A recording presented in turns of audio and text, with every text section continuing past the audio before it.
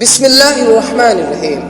کان الناس امۃ واحدۃ فبعث اللہ النبیین مبشرین ومنذرین وانزل معهم الکتاب بالحق لیحکم بین الناس فیما اختلفوا فیہ۔ ابتدا میں سب لوگ ایک ہی طریقے پر تھے، پھر یہ حالت باقی نہ رہی اور اختلافات رونما ہوئے۔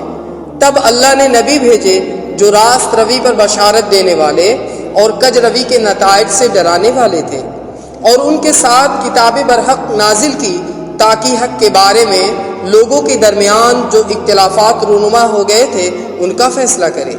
وَمَا اخْتَلَفَ فِيهِ إِلَّا الَّذِينَ أُوتُوهُ مِن بَعْدِ مَا جَاءَتْهُمُ الْبَيِّنَاتُ بَغْيًا بَيْنَهُمْ فَهَدَى اللَّهُ الَّذِينَ آمَنُوا لِمَا اخْتَلَفُوا فِيهِ مِنَ الْحَقِّ بِإِذْنِهِ وَاللَّهُ يَهْدِي مَن يَشَاءُ إِلَى صِرَاطٍ مُسْتَقِيمٍ۔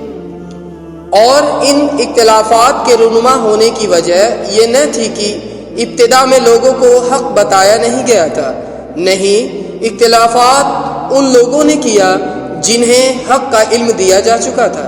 انہوں نے روشن ہدایات پا لینے کے بعد محض اس لیے حق کو چھوڑ کر مختلف طریقے نکالے کہ وہ آپس میں زیادتی کرنا چاہتے تھے۔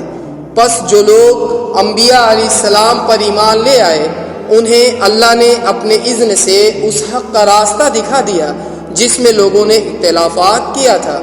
اللہ جسے چاہتا ہے راہ راست دکھا دیتا ہے۔